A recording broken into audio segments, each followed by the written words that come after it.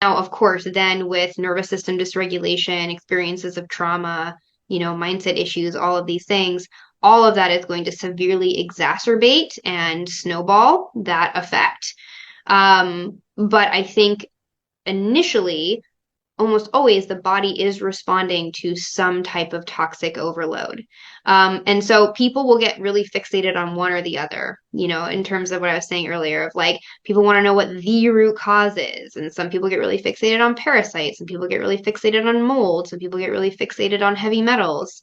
I think all of these kinds of toxicities usually come together. I have rarely found a client that truly only had one of those things going on. And whether or not they show up on tests always, right? Like sometimes people will test negative for parasites, but then like they're seeing them come out of them once they start doing healing. So it's like, I really think people with mast cell probably have multiple types of very high toxicity in the body. And so not only rebalancing the gut is really important, but also getting at those detox pathways. People with mast cell activation syndrome tend to have slow detox pathways. We tend to have things like COMT, like I do, or MTHFR. I have that too, and some others that tend to make us detox a bit slower than your average person. It's really important to note that it doesn't mean you don't detox. I think that's